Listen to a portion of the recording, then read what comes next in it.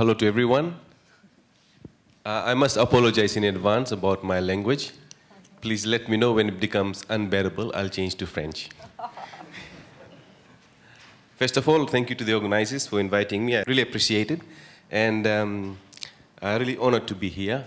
Quite happy to see what is happening. Of course, I did not understand much of it, but the diagrams were quite okay. The figures I could understand, especially the tweeting plant. And it shows the potential of ICT. It basically shows the potential of ICT, and it also shows how we can go down to the South Pacific citizens and tell them the importance of ICT. My talk basically is to tell you what our university, my university, University of the South Pacific, is doing in terms of ICT, how we are trying to drive ICT in the region. In terms of education, by the way. We look at the current practices which we have, the projects and the innovations, and we look at what we are supposed to do in the future. Now, the very first thing is University of the South Pacific. It has a membership of 12 different countries. You can see it has Fiji, it has Tokelau, it has Kiribati, it can Tonga, Samoa. The main campus is in Fiji. Okay? The main campus is in Fiji. It's known as the Lodala campus. Fiji is basically like New Caledonia, maybe more beautiful and less expensive. So yeah, please email me if you want to come by and enjoy yourself. Now, all these 12 member countries, they are connected by USP net. And we use this net not only to transfer and exchange our resources, our teaching and learning materials, but also for satellite communication with them, also to hold tutorials, and also to administrate the campuses. Now, when we look at the global trend, I saw it in the previous slide, we see everybody is on the high. But when you look at the region, you see the level of ICT in the region is quite low. Actually, the figures show that it is very, very low, isn't it? Now, there are many reasons for this. It could be the cost. It is the infrastructure. It is the awareness. It is the monopoly of some companies, if I may say so. And it also because the South Pacific region is in isolation. We don't have a lot of connection with the outside world. Of course, things are opening up now, but still it is there. However, ICT, especially in the region, is quite important. Not only we can overcome our challenges which we face right now, the climate change, the renewable energy, monitoring our fish, monitoring our resources. We also need ICT to address our special needs, to address our unique needs. These unique needs could be the land issues, it could be urbanization, it could be transforming education. Right? Education these days is not really prominent and prevalent all across the South Pacific. You have bits and bits here and there. Now, to make sure that our products and our services go to the region and go to every doorstep, we need to transform the education. We need to transform the process. We need to transform the methodology. And of course, this is where ICT can come into place. We also need to save our cultural practices. We also need to archive that. We also need to resuscitate it. And ICT would be the way to do that. Now, let me quickly get into the current practices which we have. The University of the South Pacific, in terms of education, does a number of things. For example, now we're trying to convert all our courses into a fully online mode. So students from anywhere in the region should be able to do that course. Yeah? However, there is problem of internet then, internet connectivity. Internet is very expensive and the connectivity is quite low. So what is the alternative? The alternative then comes in the world of M-learning. M-learning is mobile learning.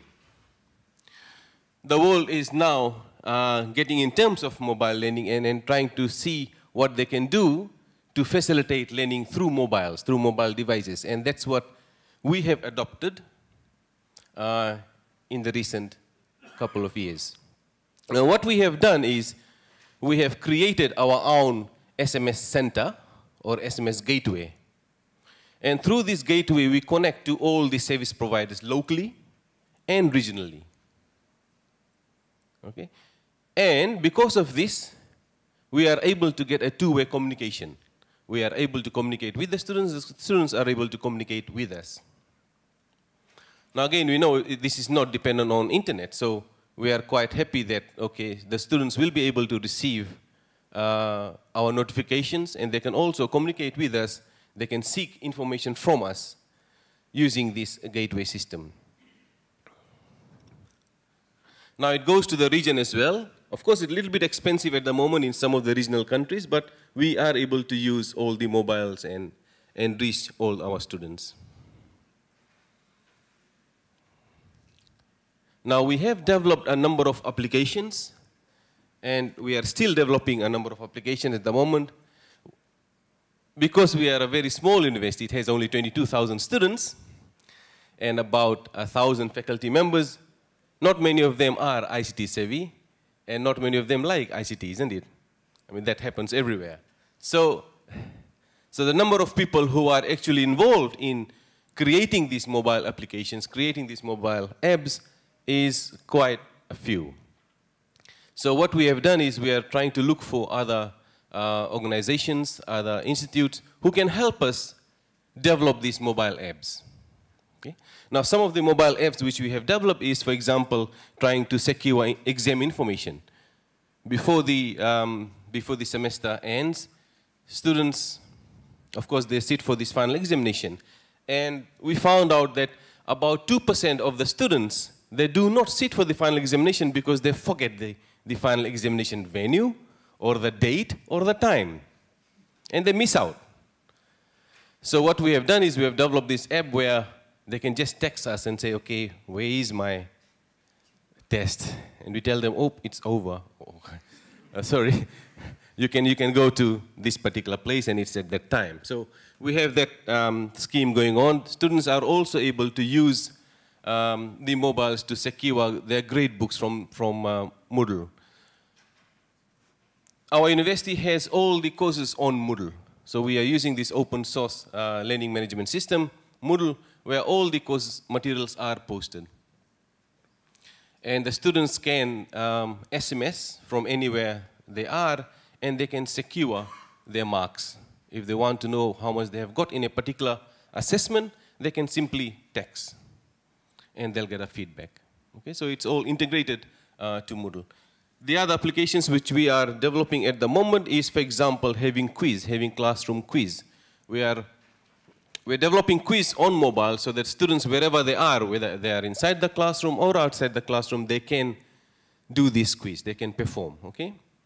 Suppose they are standing in the nightclub and they feel that, okay, they had to finish their quiz, well, they can take it from there. And they'll get an instant feedback, okay? So that's something which we are developing, but like I said, there are many other things which we haven't developed yet, and we're looking for possible partners who can help us in developing these apps. Now, this was one of the projects which recently happened in the island of Samoa. JICA government has given us 25 iPads, and what we did was we took it to the Samoa campus, and we trialed it in some of the class. How to facilitate classroom teaching, how to take materials from the fields and exchange data and facilitate discussion. So we tried to incorporate that in our classroom teaching. And that happened fine. I mean, it was well received by the students, by the parents.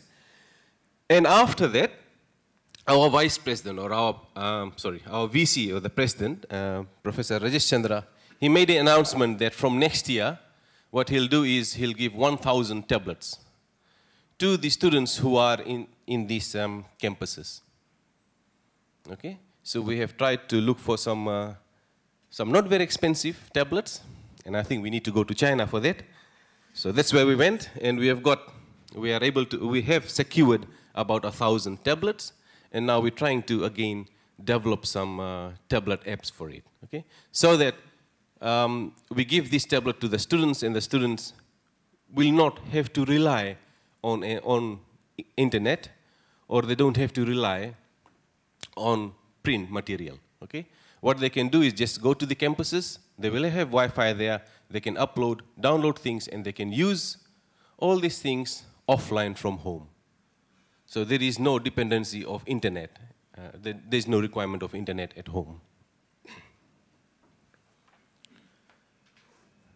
Now, again, if you have visited the South Pacific countries, you'll find out that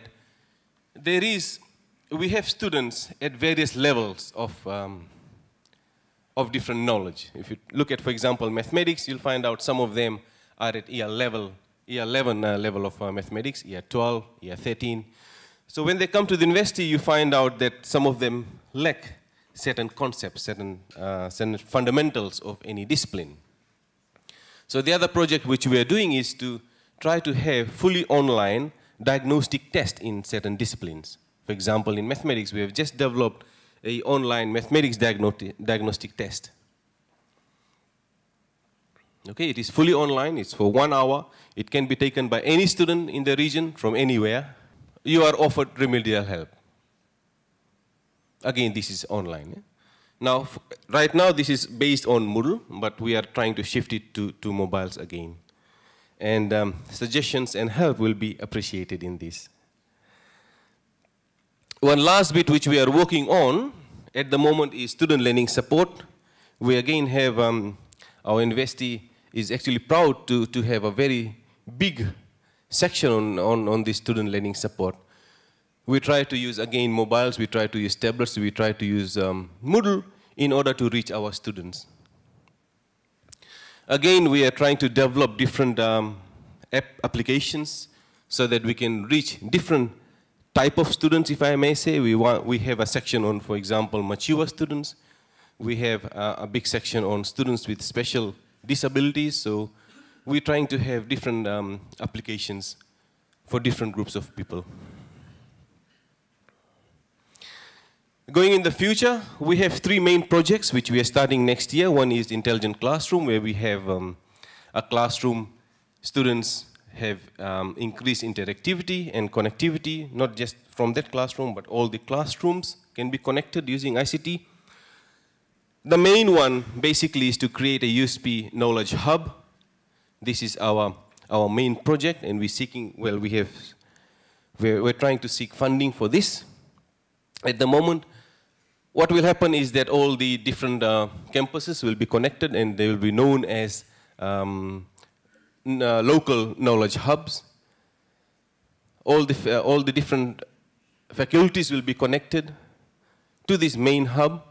Now, the main important bit here is that we find out there's a lot of data floating around in the region which we cannot access, isn't it? It's already there, packed in a box, but we don't know that it is there. And most of the time we reinvent the wheel, right? We do the research and then we come back, we find out, oh, it is there in that box. So we have data everywhere available, but we are not able to use it. So what we will do is we'll try to make that in digital form and make it available to everyone. So we can share data and we can share our research results as well. We do face challenges.